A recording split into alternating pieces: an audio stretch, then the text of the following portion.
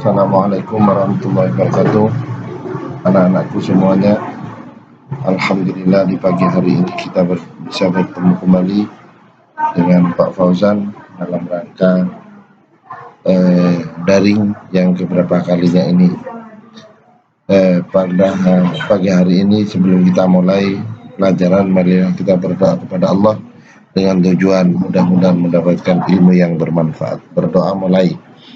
Bismillahirrahmanirrahim. Raditu billahi rabba wa bil islami dina wa bi Muhammadin nabiyya wa rasula. Rabbi zidni ilma warzuqni fahma.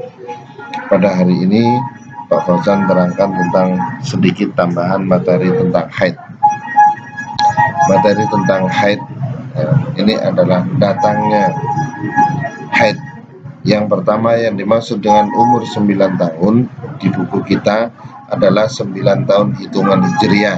Artinya 9 tahun Hijriah itu sama dengan 8 tahun 8 bulan Masehi. Jadi jika ada anak yang keluar darah dari rahim, anak yang berumur 8 tahun 8 bulan hitungan Masehi, berarti darah yang keluar dikatakan darah haid, bukan hitungan secara Masehi. Jadi umpamanya ada anak tanggal 1 Januari lahir 2010 umpamanya, itu nanti 9 tahun bukan 2019 tapi 2018 lebih 8 bulan, kurang lebih segitunya. Jika ada anak yang kayak gitu umurnya 8 tahun 8 bulan hitungan Masehi kok keluar darah, maka darah yang keluar dikatakan darah haid. Yang kedua, tentang istilah haid. Tentang istilah haid ini secara umum dibagi menjadi dua, yaitu ada kalanya satu orang yang pertama haid, yang kedua orang yang sudah pernah keluar darah haid walau 1 kali. Ini nanti akan terjadi apa? Keterangannya kayak gini. Jika terjadi sesuatu di luar ketentuan, maka akan terjadi hukum yang berbeda. Yang membedakan, ingat terjadinya haid, tahu warna darah, tahu runtutan keluarnya haid. Ini yang menentukan.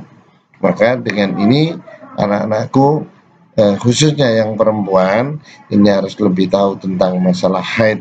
Yang laki-laki bagaimana juga harus tahu, karena besok-besok akan menjadi seorang suami, yaitu akan mempunyai istri perempuan yang sudah haid. Makanya harus tahu. Hitungan tahu hitungan hari, tentang hitungan hari darah dan runtutannya. Ini hitungan hari, tahu warna darah dan runtutannya, ini sangat penting. Makanya anak-anak yang haid kalau tahu hitungan harinya, warna darah dan runtutannya haid, maka akan di situ enak. Keuntungannya orang yang mengetahui ilmu tentang haid: satu, beribadah tidak sembarangan atau ngawur, tidak akan meninggalkan ibadah, akan memperingan terhadap beban dalam beribadah. Maksudnya bagaimana? Ini nanti akan ketahuan di belakang, keterangan Pak Fauzan di belakang ini akan ketemu. Jadi kalau orang yang tidak tahu masalah haid, maka di situ akan banyak ngawur tentang masalah beribadah. Datang dan berhentinya haid, hubungannya dengan sholat. Kita tahu bahwa sholat bisa dijamak. Tentang masalah haid ada hubungannya dengan sholat jamak. Artinya bagaimana anak-anakku? Awas, ini banyak yang tidak tahu sehingga banyak yang meninggalkan dengan sholat. Satu, mengqadha duhur dan asar atau maghrib dan isya.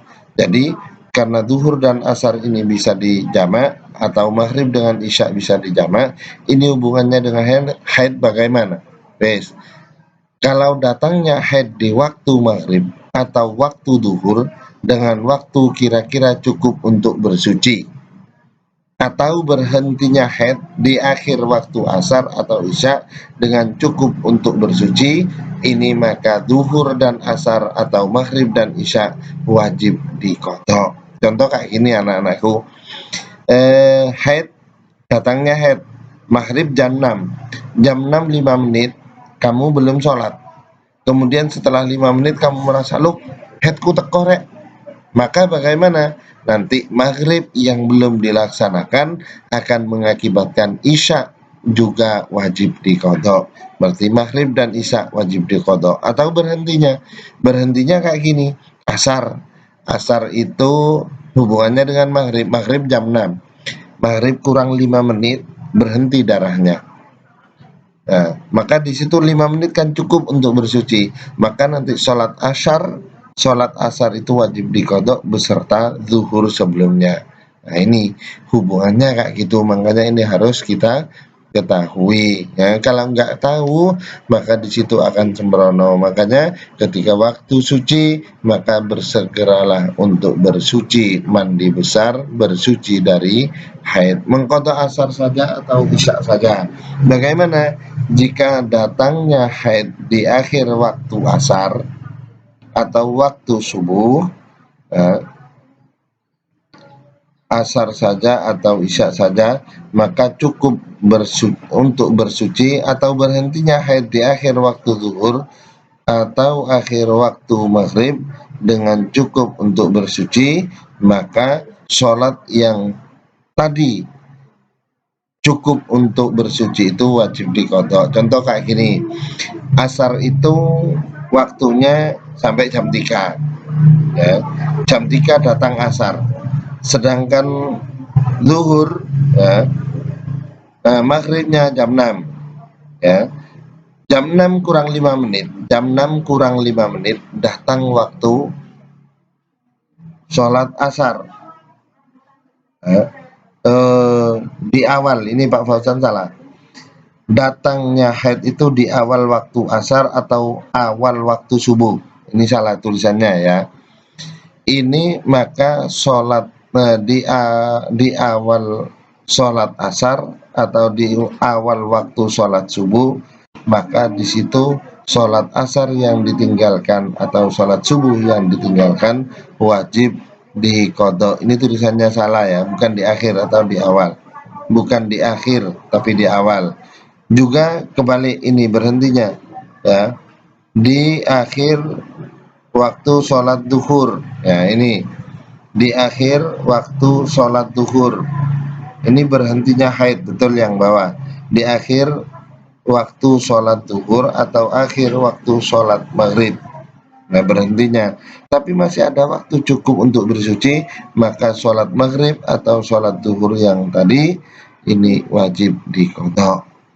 Nah, ini anak-anakku, ini hubungannya haid dengan sholat. Mudah-mudahan anak-anakku semuanya bisa paham dan tidak sampai meninggalkan kewajiban sholat disebabkan haid, bahkan tidak salah dalam belajar tentang masalah haid. Terima kasih. Assalamualaikum warahmatullahi wabarakatuh.